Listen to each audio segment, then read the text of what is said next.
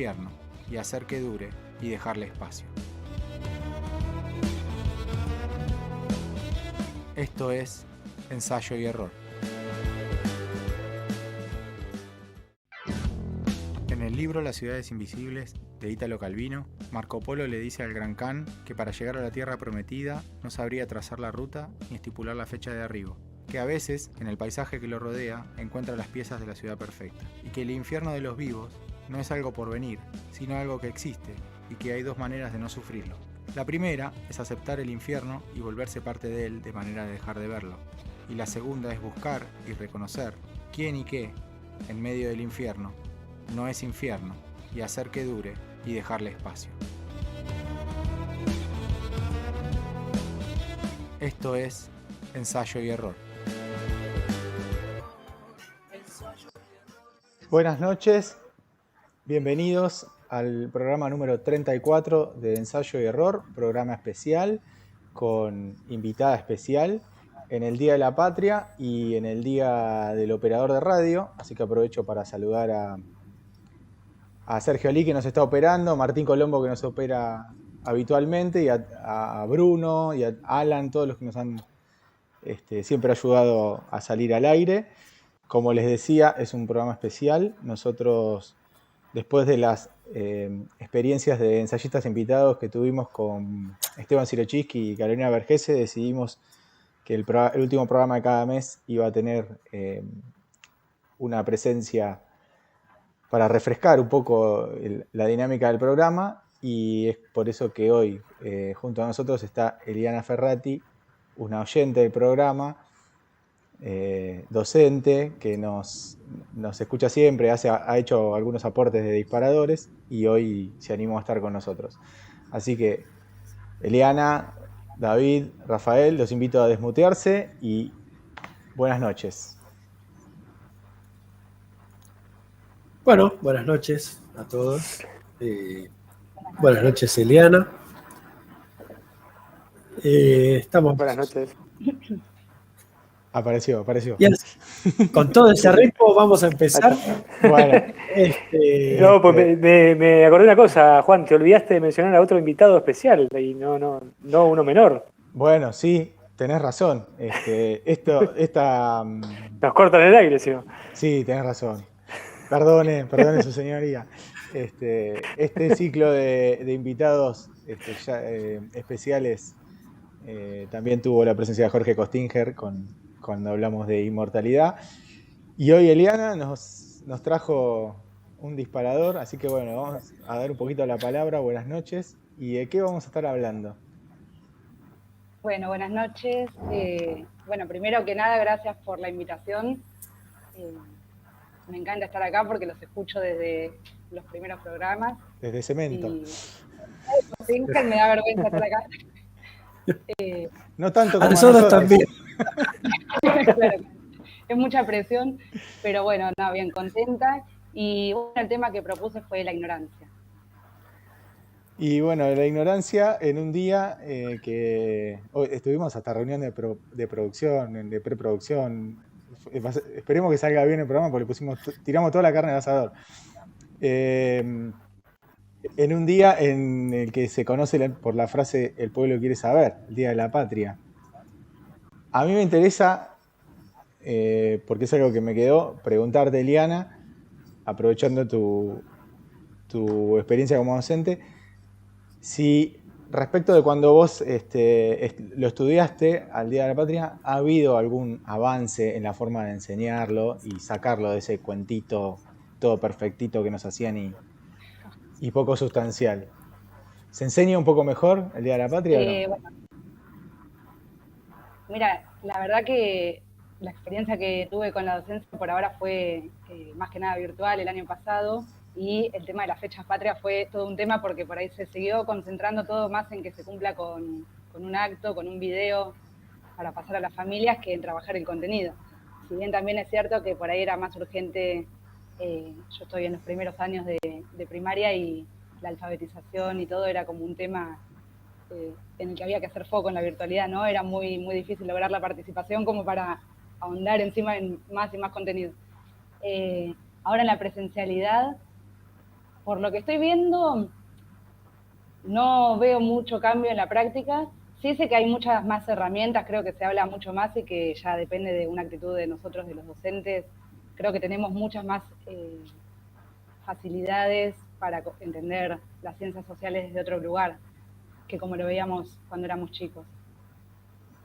¿Sí? O sea, desde los docentes que yo tuve en la formación en el 19 y desde los profesionales que sigo ahora como referentes en las redes y todo para tomar ideas, hay propuestas mucho más interesantes.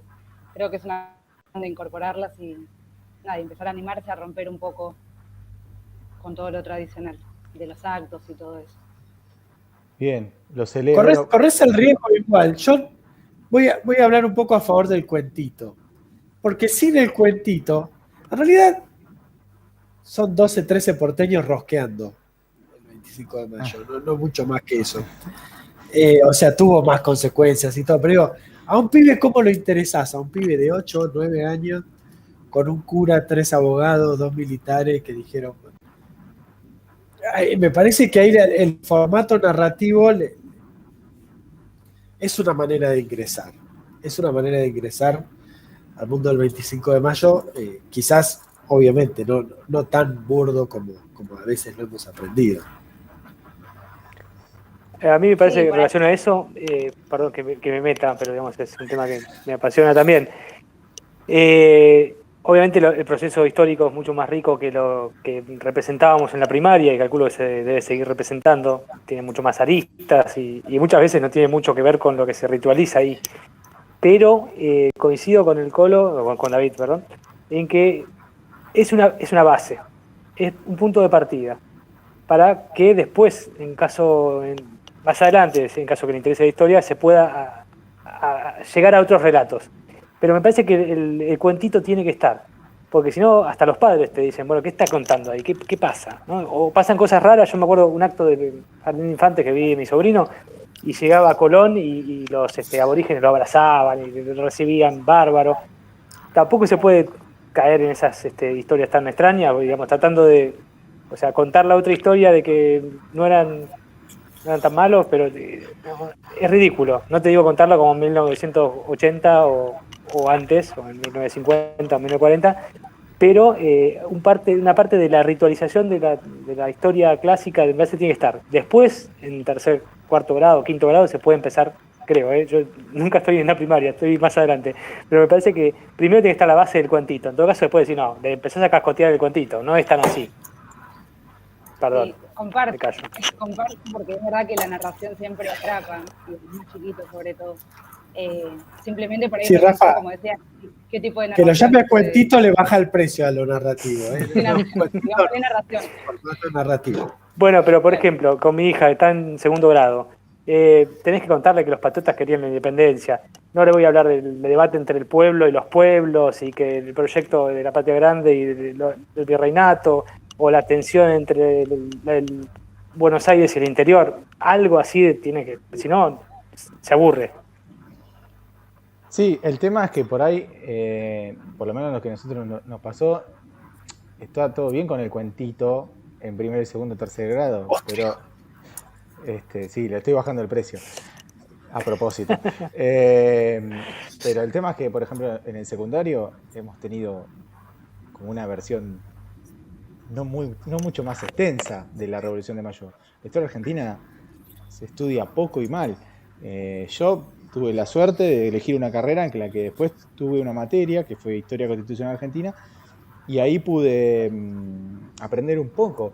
Y me acuerdo porque era la bolilla 2, la Revolución de Mayo, ¿no? Y en el primer parcial había que elegir tema. Y el 80% ¿cuál elegía? La Revolución de Mayo. Onda, ni la estudio, voy y cuento lo que sé de la secundaria. Algunos hacían agua con Revolución de Mayo, ¿viste? Diciendo, bueno, contame algo un poquito más. Pero a mí me quedó esa sensación de mi paso, más que nada, la segunda etapa de nuestra escolarización, que fue la secundaria, donde nos quedó ahí medio colgado el tema de historia. También pudo haber sido un tema puntual de nosotros, del docente, de que por ahí pero recién en quinto año y ahí medio agarrado de los pelos. Tuvimos que ir a aprender la historia de otro lado. Eso es lo que a mí me pareció, o me quedó esa sensación. Sí, tal cual. Igualmente hay una cuestión de que en los primeros años se enseña también para generar una identidad común, ¿no? Entonces, por eso digo, vuelvo al formato narrativo. Y la cara de la Rea que a vos te venía en la figurita de la Villique, ¿te acordás? ¿Para qué mierda querés la cara de la Rea pegarla en el cuaderno? ¿Quién sos? ¿Qué te quedaba? Que llovía, que había paraguas, que había empanadita, que había un sentimiento patrio. Digamos, es más una cuestión hasta sensorial lo que te queda de los actos y de lo que ibas aprendiendo en la primaria. Y eso sensorial no me parece menor, sino que es construir ahí una especie de imaginario.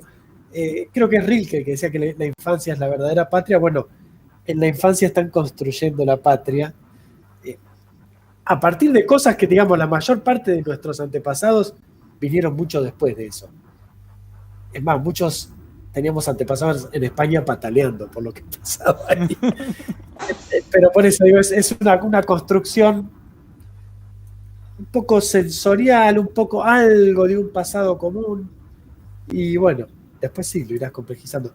Igual creo que nos estamos yendo un poco al Sí. También garete. la primaria y las ciencias sociales tienen la vuelta. No, porque todo esto había empezado con si el pueblo también realmente quería saber lo que pasaba, quién era el pueblo, quién se había juntado, ¿Qué querían saber? qué querían saber. Lo más importante Claro, ¿qué querían saber? Lo más importante para mí es qué hicieron cuando supieron. Y el cambio actual con las redes sociales, que es el pueblo sabe lo que pasa y se lo explica al gobierno. Exacto. Y a los científicos. Yo sé lo que pasa, acá ustedes son todos idiotas, yo se lo voy a explicar. Sí, con 3 memes arreglamos todo. Igual podría ser peor, podría ser todo igual como está, pero sin memes. Los memes vinieron a darle un poco de humor, inclusive aquellos memes que no te representan, a veces hasta te parecen ingeniosos. Bien, estamos saliendo al aire de Radio Éter, FM 90.5, estamos en radioetermdp.com, estamos en nuestro canal de YouTube, lo tengo chequeado, mi asistente me dice que está saliendo. Y ¿Asistente? ¿Quién? ¿Tu hija? no, ¿Ahí? el celular que está ahí, lo miro de costadita. Mi hija está durmiendo, que mañana debuta con escolarización por Zoom. Así que tenemos ese desafío mañana. Trabajo y aprendizaje. También, bueno, este programa después será subido a nuestro podcast en Spotify. Y estamos más o menos a la hora señalada. Vamos a darle unos segundos a Eliana para que nos dé el ok, si está lista para ya largar con el ensayo. Y nos vemos en el segundo bloque. ¿Estamos? Dale, ¿Salimos? Bueno, estamos. Genial. El ensayo lo voy a leer. No estoy lista todavía como ustedes para ya hablar así libremente, pero lo tengo escrito por mí. Espero que les guste y arranco. Cuando supe que iba a participar del programa, me pregunté si había algún tema del que supiera lo suficiente como para poder aportar algo. Mientras pensaba opciones y dudaba, me di cuenta que aparecía el miedo a no saber, a no tener el conocimiento necesario para hablar de un tema determinado. Y como ese temor se presentaba cada vez que imaginaba un disparador posible, me pareció que debía aprovecharlo para pensar sobre la ignorancia. Empecé preguntándome por qué en tantas ocasiones aparece ese miedo a no saber. En realidad, creo que el temor es a quedar expuestos, a que otro se dé cuenta que no sabemos. Digo esto porque si me remonto a cualquier discusión acalorada de la que formé parte, como protagonista o como espectadora, puedo afirmar que casi siempre sucede lo mismo. Quien defiende una idea al principio de la conversación la sostiene hasta el final. Aun si en el medio del debate hubo del otro lado argumentos sólidos que hicieron tambalear esa creencia. es como si fuera más grave reconocer la propia ignorancia que perder la racionalidad. Y justamente, ambas cualidades son inherentes al ser humano, la ignorancia y la racionalidad. Una buena forma de conjugar ambos rasgos es utilizar la razón para volvernos conscientes de nuestra ignorancia. Y acá me interesa plantear lo que considero una distinción fundamental. No es lo mismo ser ignorante que ser consciente de la propia ignorancia. Quien simplemente ignora cree que sabe. Un ejemplo de esto son los prejuicios y los estereotipos, que son repetidos como si fueran ciertos y distorsionan nuestra comprensión del mundo sin que nos demos cuenta. Más de una vez me encontré frente a comentarios como mi jefe es muy avaro porque es judío, que me impactaron directamente por ser judía, y de la misma manera y sin darme cuenta, debo haber emitido varios que pueden haber ofendido a alguien más. De esta forma la ignorancia se vuelve peligrosa. Resulta la responsable de todo acto de discriminación y falta de humanidad. Todos sabemos que en la última dictadura militar, una frase de quienes veían lo que pasaba desde un costado era algo habrán hecho. Personas que veían cómo los militares secuestraban a un vecino y no sabían por qué, contrarrestaban esa ignorancia afirmando por algo será.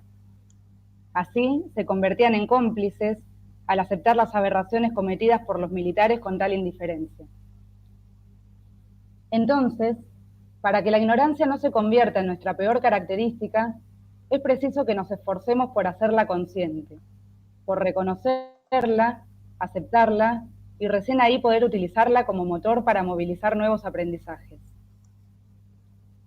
En lo que refiere a las prácticas cotidianas, otro aspecto que posibilita el reconocimiento de la propia ignorancia es la capacidad de escuchar.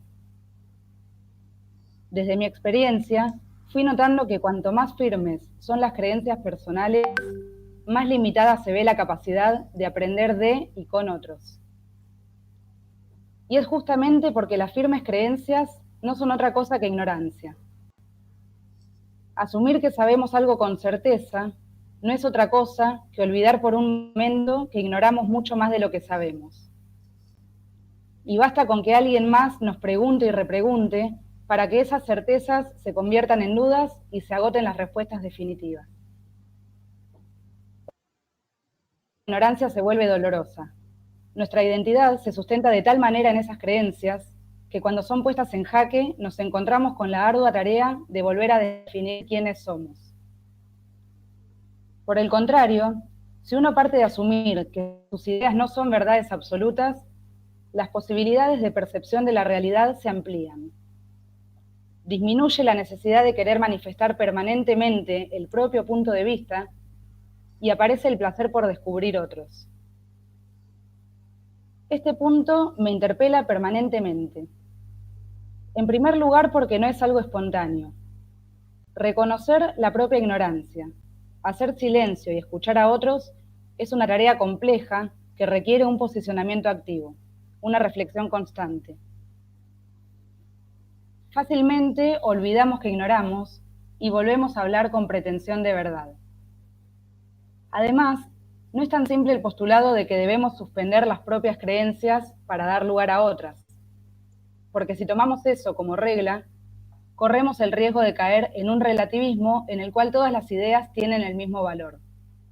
Por ejemplo, si yo considero que los derechos humanos son inalienables y que todo lo que atente contra esos derechos está mal, ¿debo suspender mi postura y escuchar lo que tiene para decirme al respecto un neonazi?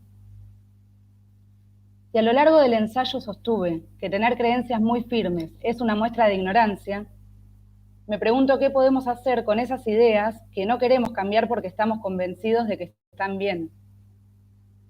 Y creo que la forma de resolver esa aparente contradicción es retomando el concepto de racionalidad. Y entendiendo que si esa capacidad es la que nos permite distinguir y asumir nuestra propia ignorancia, también debe ser la que usemos para adoptar, ante todo, un posicionamiento ético y crítico que nos resguarde de los peligros del relativismo. Ese es mi ensayo.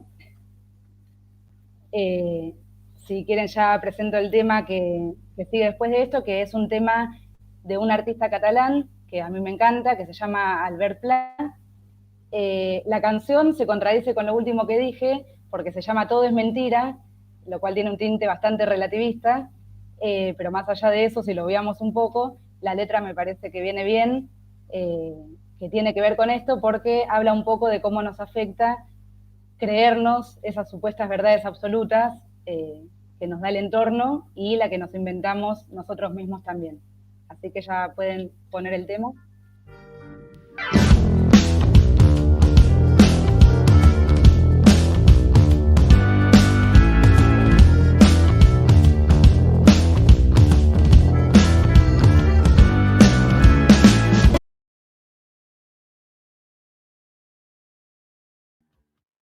Bueno, segundo bloque de ensayo y error. Excelente el disparador de Liana y el ensayo. Tenemos bastantes cosas, creo, para charlar. Estamos en el aire de Radio Éter FM 90.5. También estamos en radioetermdp.com y en nuestro canal de YouTube. Muchas cosas me quedaron.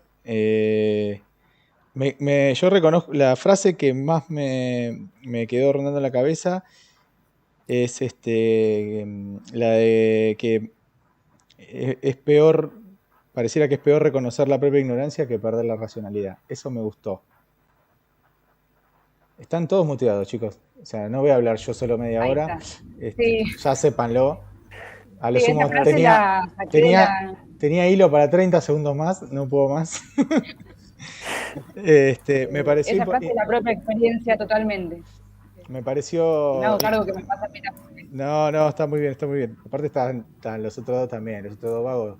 Los planeros esos estaban también muteados. No. Eso, que parece que reconocer la ignorancia o estar equivocado es más, digamos, es un tesoro más valioso de cuidar que perder la racionalidad. Y a mí se me viene a la mente esa, la facilidad que tenemos de opinar categóricamente de asuntos que desconocemos. O sea, que somos ignorantes. Que Es el espíritu de este programa. Solo la superficie. Exactamente. Pero pedimos perdón, siempre. Claro, decimos y error, ¿no? Es como... Nosotros tiramos los centros para que ustedes los corrijan, los cabecen. A mí, en cuanto a derechos humanos, siempre... Para mí es como el extracto de la ignorancia cuando alguien se refiere a los derechos humanos como si fueran una persona. Entonces, entonces vienen los derechos humanos y te dicen que tal cosa se usa mucho, ¿no? La gente que se opone a cualquier tipo de política de derechos humanos, vienen los derechos humanos y te dicen esto. ¿Dónde están los derechos humanos acá? Pues, no van a venir caminando los derechos humanos. Usted mismo debería estar poniendo lo más posible en práctica o tratando de defender esos derechos. Porque son suyos también. Los derechos humanos, a su vez. ¿Cómo? Porque también son del señor que se queja, los derechos humanos. Sí, esa es la parte claro. que a veces no se entiende. Es como que muy asociados a la problemática de seguridad, ¿no? Sí. También, en los últimos años. Es como que la culpa de todo la tienen los derechos humanos. Y hablando de racionalidad, no sé si es racionalidad, pero pensándolo en frío es así como, ¿quién era Nacha Guevara que decía, anotate una frase con lápiz labial en el vidrio del botiquín, en el espejo, así cuando te levantás en la mañana, la lees? Yo creo que alguien debería escribirse, la culpa la tienen los derechos humanos, y el otro día te levantás y la lees y decís, ¿no será que soy un peloto? Porque básicamente hay veces que te podés dar cuenta, ¿no? Mirándolo en frío. Sí, yo me acordé de una cosa, perdón que me meto. Dale, Rafa, dale. Otra frase que me quedé del ensayista. Esta idea de que está mal dudar, ¿no? Porque dudar es como que uno pone en duda sus convicciones y no hay que escuchar al otro porque en realidad por ahí queda en evidencia que uno es un ignorante. Me acordé de dos frases. Una de Aldo Rico, hablando de derechos humanos justamente, Aldo Rico, que esta frase es muy conocida, pero el público se renueva y hay público joven. Él decía que la duda es la jactancia de los intelectuales y que él no dudaba, ¿no? Y esto, dudar o preguntarse, como hay que hacer para mí, eso es como una cosa superflua, es de lo que se jactan los que piensan. Y yo no dudo, soy un hombre de acción, decía, bueno, con todo lo que significaba acción de nefasto en esa época, ¿no? Y lo sigue significando, porque uno tiene que dudar permanentemente, sobre todo. Y después la otra frase que es de Groucho Marx. Yo los perdí a ustedes, no sé si me siguen escuchando. Sí, te Ahí está. escuchamos. Sí. Aparecen y desaparecen, porque la conexión acá es media mala. La de Groucho Marx está de es mejor permanecer en silencio y parecer tonto que hablar y confirmarlo, ¿no? Que muchas veces uno conviene mantenerse en silencio cuando hay temas que uno no conoce o no sabe o no puede opinar. Y bueno, dirán, es un pelotudo, no opina nada. Pero bueno, si por ahí opinás y no sabes nada, queda en evidencia que no sabes. Pero bueno, eso habría que pensarlo también.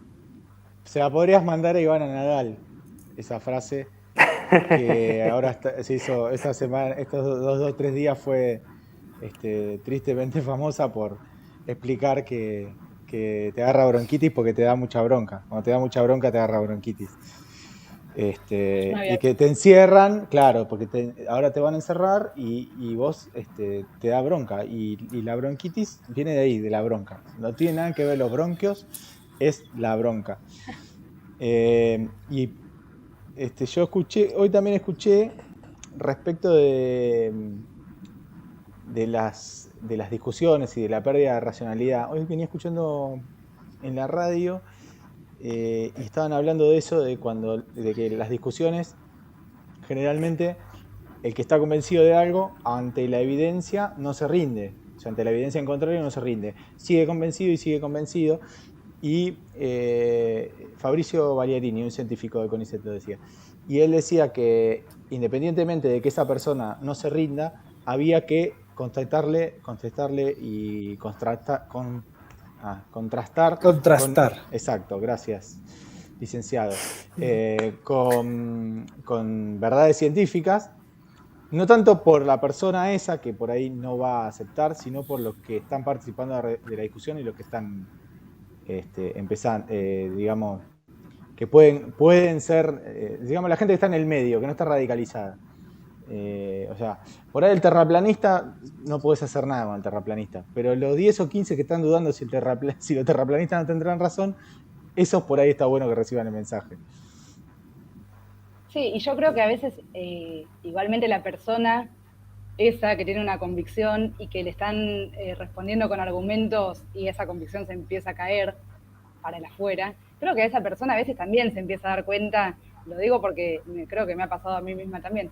O sea, te empezás a dar cuenta que no tenías razón y por ahí lo que cuesta es reconocerlo en voz alta también. O sea, muchas veces puede ser que el terraplanista siga convencido firmemente, por más que le estén diciendo todas pruebas que demuestran lo contrario, o a veces por ahí, en el medio de la discusión, se da cuenta y dice, ya está, me quedé sin herramientas para responder tantos argumentos, pero pero parece que fuera muy difícil decir en voz alta, tenés razón, en el medio de una discusión o de charlas cotidianas, creo también. A veces. Sí, y también parece que es necesario que demos nuestra opinión sobre todo y que no haya tema que no tengamos que, yo te lo dije el programa pasado, que no haya tema que no tengamos que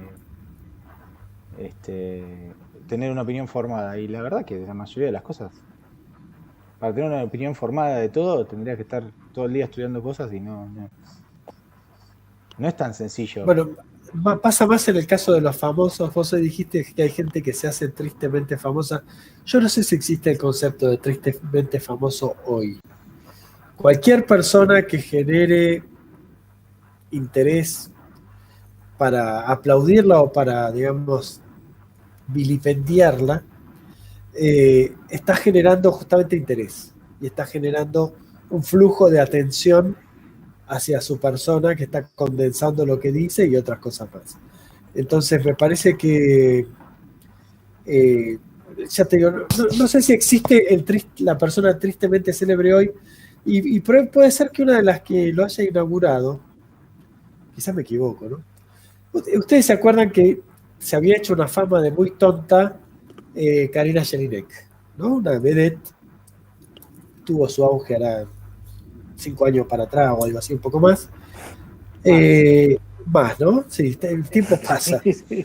Pero bueno, me Solo- la crucé en ANSES, estábamos tramitando la jubilación los dos. Y esto de lo dejo a tu criterio y decir cosas, bueno, pero ¿hasta qué punto también no es un personaje o no es algo que funciona? Sabemos que los medios lo que funciona lo van a reproducir hasta que deje de funcionar y eso puede llegar a ser para siempre. Entonces, son esas personas también a las que se les consulta sobre todo, porque son las personas que están atrayendo atención. Y hoy, como los medios no tienen el caudal de gente que tenían antes, sino que compiten con redes sociales, compiten con portales, compiten con un montón de cosas. Bueno, para donde va la atención, vení y habla de cosas. Si están bien, si están mal, quizás no importa tanto. Sí, y también Y tienen... Bueno, sí, sí, seguí, termina. Después no, no, agrego. dale vos, dale vos. No, que también No, sí. tienen otro, en algunos casos, los más radicalizados también tienen otro objetivo cuando van a la tele, que es decir lo que el periodista o el canal no se atreve a decir, quiere decir y no se atreve. Y sale uno a decir, no sé, o del voto calificado, o de esto, de aquello, de acá, cosas más, digamos, borders, por decirlo de alguna manera. Entonces decimos, bueno, le invitamos a este que ahora opina de todo y bueno, que diga todas las cosas que nosotros quedaría mal que la digamos, pero que las queremos decir desde otro lado. Para mí tienen, en los famosos que hablan y opinan de todo, hay dos, está lo que vos dijiste y también está esa necesidad de decir, bueno, vení, sentate acá y decir las cosas que nosotros no quisiéramos decir, pero que como queda mal, decirlas vos. Yo me voy a permitir también dialogar un poco con la fe que Eliana le tiene a su amiga en la racionalidad. Estoy de acuerdo con que es muy importante, estoy de acuerdo que es algo que digamos, que nos es fundamental para el sentido crítico. Creo que de alguna manera los valores y las convicciones no pueden estar afuera y quizás forman un sistema también con la racionalidad. No sé hasta qué punto uno puede pensarse como puramente racional. Creo que de hecho es muy difícil y de hecho las máquinas cuando lo hacen también llegan a resultados que nos parecen muchas veces incomprensibles o raros, porque bueno, no hay una interpretación a veces del contextual, a veces tenemos dobles sentidos, a veces mentimos, y eso es parte que nosotros tenemos ya incorporada de la comunicación. Más allá de eso, no creo que lo contrario, o sea, decir la racionalidad quizás no lo sea todo, no implica que la irracionalidad no sea un problema, ¿no? Y de repente hay una frase que se usa mucho, digamos, para hablar de posverdad y estas cosas que son, bueno, ¿cómo no va a ser verdad si es lo que yo pienso? ¿No? Salen cosas falsas, salen cosas que son falaces, digo, que no tienen Sí. coherencia lógica, Esto me interesa. pero si son más o menos generan una idea del mundo parecida a la nuestra, seguramente sean verdad. Es muy fácil ver cuando el otro es irracional. Y tal vez, ¿cuántas veces nosotros nos vemos sorprendidos en todo esto que pensaba era una gilada? No son tantas, ¿eh? No son tantas ni siquiera para los que creemos tener conciencia crítica. Perdón, Eliana. No sé si es que me interesa justo porque, mira, mientras hacía el ensayo, todo el tiempo se me venía el tema de la posverdad, porque, bueno, no quería generar esa confusión. Y, bueno, fue cuando hablé del relativismo, ¿viste? Porque es verdad que hay en realidad lo que yo mencioné del relativismo tenía que ver con este miedo en no caer en algo de la posverdad también y de decir, bueno, lo que diga cualquiera hay que escucharlo, por más que sea una locura, por más que sea algo que hasta vaya en contra de los derechos de alguien bueno, o lo que sea. Cualquier cosa que sepamos que es aberrante, bueno, no la tenemos que aceptar. De esa manera, coincido completamente en que eso sería tremendo. Y la racionalidad yo no la pensé, o no la pienso, cuando la pienso como algo personal o algo individual. La pienso la racionalidad como una herramienta que tenemos los seres humanos y fundamentalmente en nuestra sociedad occidental esa racionalidad está representada por la ciencia más que nada, ¿no? O sea, las verdades de las que nos podemos agarrar para que no sea todo tan relativo son las verdades que por ahí se construyen a nivel científico, en cualquier materia, o sea, en materias de la psicología, en materias más duras, en todo lo que sea, tenemos ciertas verdades que por ahí nos guían un poco la vida y que está bien que estén para que no sea todo perderse en posverdades, pero nada, la racionalidad para mí es eso, es algo que igualmente se construye colectivamente. Digamos, la ciencia misma que nos da verdades que nos orientan, son verdades que salen de personas y salen de racionalidades de personas, son como acuerdos construidos intersubjetivamente, ¿no? Entonces, no es una racionalidad que yo diga, bueno, esto es lo que yo pienso y yo tengo una serie de premisas que me llevan a justificar mi propia idea. No, no esa racionalidad. Una racionalidad donde se ponga en contraste mis ideas con las de otros, donde esté la lógica presente también. Y en ese lugar sí, para mí me parece que la racionalidad es fundamental y que puede guiar muchas cosas, las emociones también. O sea, la racionalidad puede guiar cualquier ámbito si está bien usada, para mí. O sea, si está usada como es, que es desde la lógica. Ok. No sería una razón con mayúscula, entonces. No es la razón raíz, con mayúsculas, sí, como el siglo XVIII, sino distinta. Un poquito más como el resto de las palabras, pero pensando en la importancia que tiene la racionalidad, la argumentación, la experimentación, no sé. Yo me quedé pensando en otra cosa. Vivimos en una cultura del panelismo. Entonces, por eso todos tienen que opinar de cualquier tema, aunque lo ignoren supinamente. Entonces, es una sociedad donde también las redes sociales lo que potencian es eso, el opinar de todo, poder escribirle a cualquiera, vos podés escribirle a Tom Cruise, capaz que te contesta, pero le escribís directamente. Antes eso no existía. Y así a nivel político, a nivel de todo. Entonces, eso también tiene sus riesgos de decir lo que uno piensa en cualquier ámbito, porque muchas veces está en contra de lo científicamente demostrado. Y ahí aparece de vuelta otra discusión que apareció varias veces en estos ensayos, que es lo políticamente incorrecto. Y cómo algunos discursos ahora se hacen, primero generan escándalo cuando se mencionan ciertos tópicos o se dicen ciertas argumentaciones rayanas con las buenas costumbres, con la racionalidad, con lo que corresponde y con la verdad. Y después se van como naturalizando esas expresiones cada vez más, y bueno, simplemente es lo que él piensa. No, hay mucha gente que piensa así. Bueno, eso lo hacen cada vez más humanamente posible, algo que por ahí es peligroso. Y me refiero sobre todo, también apareció esto otras veces, no sé, el discurso de la ultraderecha de Vox en España, hace 4 o 5 años, era un discurso totalmente minoritario, de nostálgicos del franquismo, y sacaba muy pocos votos. Ese discurso se hizo cada vez más presente en la sociedad y en la política, en los medios. Ya tienen muchas bancas en el Parlamento, en el Congreso de los Diputados de España, tienen una llegada a cierto electorado y han naturalizado cosas que antes eran una aberración, ¿no? Hay que tener mucho cuidado con esos discursos y con esa... Es simplemente una opinión, ¿no? Hay que respetarla porque, no sé, lo que vos decías, lo del neonazi. Y no, sí, podría ser otra idea, simplemente que es neonazi, le gusta patear a los negros y cree que hay que matar a los judíos. Bueno, esas no son opiniones, no es una convicción. Eso va en contra de los valores que, no sé, que la humanidad tendría que defender. Sí, coincido. Bueno, estamos acá en el episodio 34 de Ensayo y Error. Estamos con Eliana Ferrati, nuestra ensayista invitada, hablando del disparador de la ignorancia. Lo veo a David con el ceño fruncido, que es seguramente porque al fin del programa le toca decir el disparador del programa que viene. Ya lo tengo anotado. Yo quería decir una cosa. Bien, estamos del bien. Señor de arriba, para mí es arriba, el señor de arriba que que hablaba de la racionalidad, con un metro en la mano, no es menor, con el metro en la mano. Hablando creo de que racionalidad. tengo que tomar medidas al respecto. Ahí está, sí. Y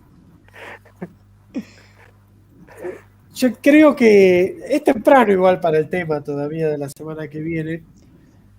Sí, Por falta, lo cual me falta, voy pero a solazar en el divague.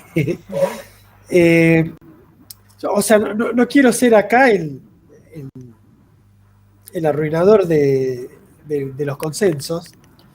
Eh, creo rastrear yo, digamos, en mis compañeros acá de programa, invitada, compañeros, una cosa medio aristotélica de asociar bien, verdad y belleza. Y no sé si van siempre de la mano. Digo, la ciencia también puede inventar armas de destrucción masiva. La ciencia también puede pensar que lo más racional, por ejemplo, es una idea malthusiana y decir, bueno, acá lo más económico es que tales y tales, si se tienen que morir, que se mueran porque es lo más eficaz y es científicamente comprobado que es eficaz. Ahora, ¿es eficaz lo mismo que justo, lo mismo que bueno, lo mismo que... y quizás no. Entonces decidimos, y es algo que está en discusión hoy, ¿sí? Porque hay gente que usa la racionalidad esta, o la cuestión de eficacia para decir, bueno, mira, comparado con años pasados no se muere tanta gente más, comparado con otras enfermedades, esta tiene un índice de mortalidad del 2%. No sé por qué no bajó, pero sigue siendo más o menos entre contagiados y muertos del 2%. Eh, entonces, si yo calculo lo que se pierde por la cantidad de gente que se muere, honestamente conviene seguir todo y no cerrar nada. Y bueno, ya se solucionará. Y quizás encuentre razones y quizás encuentre una justificación en la eficacia. Es decir, lo que se pierde contra lo que se gana. Ahora, ¿no es ese el momento en el que metemos en la discusión cuestiones casi irracionales como son la solidaridad? puede ser. Como nuestro propio sentido del deber o de justicia, que son irracionales. Si pensamos la racionalidad, ya les digo, como eficacia. Quizás, sí, complementada con otras cosas, esto que dice Liana de convertirla en un consenso intersubjetivo, tenga Sí, otros rincones que nos permitan cuestiones un poco más cálidas, ¿no? totalmente, y la ciencia, por eso también dije la ciencia occidental, porque también niega muchos saberes ancestrales que están increíbles y que quedan afuera porque no entran en todo ese marco que también es muy limitado. Así que por supuesto que sí, esa verdad tampoco puede ser absoluta. A lo que me refería justamente es a que al ser construcciones entre personas, no es más que eso. O sea, no es algo que nos puede orientar ya como de una manera determinada y decir esto es así, porque lo dice la ciencia tampoco. Hoy creo que es lo que nos guía porque es el ámbito donde se supone que se usa la lógica, que se usa la racionalidad de esa manera para llegar a algo más o menos potable, aceptado por la sociedad, o debería ser así, una relación entre los científicos y la sociedad. De esa manera es lo que hoy nos guía como sociedad acá. Por supuesto que no puede ser una verdad absoluta porque es tremenda y porque niega un montón de otras cosas que no tienen tanta explicación y que hacen a nuestra humanidad y que están buenísimas. ¿Qué caracteriza la ciencia sino la propia conciencia de la provisoriedad de las verdades a las que llega o de las ideas a las que llega? Tal cual. Así que sí. Bueno, en materia de lo que es alimentación o nutrición, la ciencia ha evolucionado y conceptos que hace años eran como no se puede arrancar el día sin desayunar. Hoy los deportistas de alto rendimiento no desayunan porque encontraron que obtienen un mejor rendimiento así. Y eso es producto también de la evolución o de las cosas que se creían y que en un momento tenían cierta evidencia científica y después hubo una evidencia científica superadora. A mí me queda un concepto sobre la ignorancia y me quiero ir a los orígenes de este programa, o sea, al piloto, cuando Rafael, que hablamos de libros, y Rafael destacaba la importancia de la imprenta como divulgación que llevó, por ejemplo, llevó el conocimiento a otros niveles, a otras esferas de la población y no quedó reservada solo a unos pocos. Y hoy por ahí la ignorancia no está atada a la falta de información, sino que posiblemente muchas veces la ignorancia sea consecuencia de la sobreinformación, de la cantidad abrumadora de información falsa que nosotros tenemos sobre temas que por un efecto multiplicador se instala como verdad. Sí, yo quería decir una cosa. Hay un tema de sobreinformación, pero también de mala información. Porque muchas veces se toman de páginas que no, no están bien chequeadas y se dan por sabidas cosas que no son así. Y me quedé pensando en otra cosa de la ignorancia, perdón, tiene que ver con ser docente y hoy haber estado corrigiendo parciales. Y había un parcial que en realidad no respondía a las consignas, daba sus opiniones, ¿no? Sobre la transición entre la dictadura y el gobierno de Alfonsín, su opinión sobre la democracia, pero lo que tenía que hacer el parcial era responder las consignas. ¿Qué creen los autores sobre tal tema? Y no era una mera opinión, ¿no? No es para desmerecer su opinión, pero en esta instancia, que es una instancia evaluativa en carrera pedagógica o digamos que tiene que ver con la enseñanza, eso es no entender el sentido de qué significa un parcial, ¿no? Perdón, pero tiene que ver con algo de hace 10 minutos. Porque escribía mucho y yo pienso tal cosa y opinaba un montón de la realidad argentina, la democracia argentina, pero no respondía sobre los autores. Entonces, eso es ignorancia también. Es creer que uno sabe opinar porque estoy opinando, y claro, si yo te respondí sobre la democracia, yo te respondí sobre el discurso de Alfonsín, pero en realidad no estás respondiendo la pregunta que se te hizo, que es analizar aparte, esto en relación a los autores dados. En un parcial vos ponés yo pienso y ya está, te tienen que desaprobar. Porque o sea, tampoco. Tampoco estamos cortando el pensamiento, no digas eso. No, es que generalmente las evaluaciones no se refieren a tu opinión sobre un tema. Eso vos tenés oportunidad. En todo caso la tenés que fundamentar. No, primero poner los autores, después opinar lo que quieras, pero primero poner los autores. Por lo menos así. Es muy raro que te pregunten. Bueno, yo también. ¿Usted qué le parece que tiene que hacer? No sé, a ver. Esta es la consigna y la respuesta no tiene que ser la opinión personal de uno, pero bueno. Comparto tu indignación aunque no sea docente, Rafael. Y como verás, ¿qué piensa la docente sobre este caso?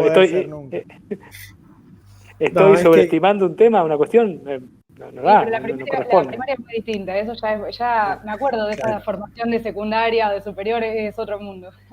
Ahí no puedo hablar como docente, solo como alumno. Además, de última, lo que le podés pedir es una opinión fundamentada en lo que leyó, para mí. Porque que simplemente te repita lo que dice un texto, ¿para qué te lo va a repetir si lo tiene ahí escrito? Pero bueno, no se trata de esto el programa de hoy. Vamos a ignorar esto. Bueno, si querés, Juan, se nos ha pasado rápido el programa, ya estamos a minutos de terminar y la verdad que me dan ganas de seguirlo más tiempo porque ha sido interesante y le ha aportado todo lo que nosotros sospechábamos que le iba a aportar al programa y más también la presencia de Eliana.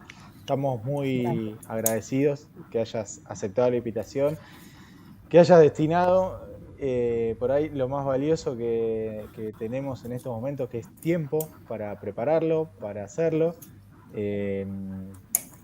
Así que en nombre de los tres yo te agradezco infinitamente. Sido un gran programa. Me encantó, me pasó volando. Sí, muy rápido, muy divertido, muy lindo. Sí, porque el segundo bloque podía haber quedado un poco, digamos, se podría haber hecho algún bache o alguna laguna y no, hubo tema para debatir largo y tendido. Y esa es la parte... Queda pendiente. La parte linda. Bueno, lo seguimos después en el Zoom cuando termine el programa. Gracias. Bien. Bueno, David. Bueno, Te toca el Un disparador y momento. te toca de comentar un poquito por qué elegiste la canción que vamos a poner en el cierre. yes, sir. Me voy a tomar. Entonces voy a empezar por el disparador. El disparador es piratería.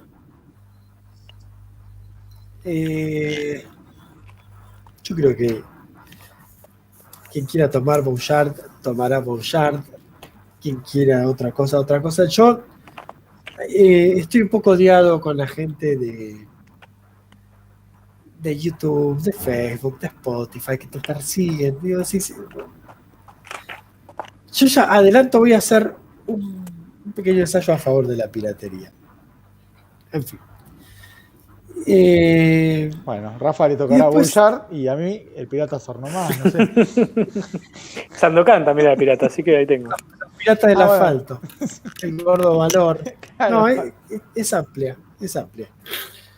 Y sobre la canción, antes voy a hacer una pequeñísima introducción que es las cosas que a veces decidimos ignorar, ¿no? Entonces, con respecto a la música, pasa bastante que decidimos ignorar cosas por el contexto, ¿no? Entonces, si hay alguna canción, algún artista que nos gusta mucho, a veces decidimos ignorar o cosas de su vida personal, ponele, está mal que te guste Michael Jackson, no lo sé. Probablemente no, simplemente te gusta su obra. A veces ignorás a cuestiones de la letra, yo lo he dicho con respecto a Jimi Hendrix y su canción Hey Joe, que es una canción de un tipo que tiene un amigo que mató a la mujer y le recomienda que se escape y no sé qué, dice, ¿qué hace, flaco? Bueno, eran los 60, no otra cosa, pero cuesta. Decidís ignorarlo y decir, bueno, es en inglés, bla, bla, bla, bla. Chao. Y a veces decidís ignorar lo que se dice por el uso que le das a la música. En este caso, uno podría pensar un uso bailable, un uso de diversión. Y yo había hecho un pequeño análisis, que no voy a hacer ahora, no se preocupen, sobre una canción de Los Ladrones Sueltos, que se llamaba Con una rubia en el... No, mentira. Ella era muda. Y es la historia de un tipo que decidió ignorar que la persona que estaba con él no le hablaba y no le respondía y se dio cuenta después. Es mucho más profunda la canción. Yo les recomiendo que se bajen la letra. En un momento el tipo dice que tiene en la escollera un colchón, en las piedras de la escollera, tiene un colchón, vino. Y vos decís, qué creepy que era el chabón también, ¿no? Las dos canciones famosas de Los Ladrones Sueltos son de personas que están enfermas, mal. Pero sirven para hacer trencitos en los casamientos. Pero en este caso vamos a cerrar la noche con una canción que habla de una persona que frente al impulso sensual de encontrarse con otra persona, un poco se ve derrotada en los obstáculos, digamos, racionales que pone a esa relación, y otro poco decide mandarlos a cagar a esos obstáculos racionales y decisiones y de argumentos, y se entrega a esto que parece ser medio irracional o que la pone en un lugar incómodo para ella de una persona, una cosa que no hace otra cosa más que amarte, es decir,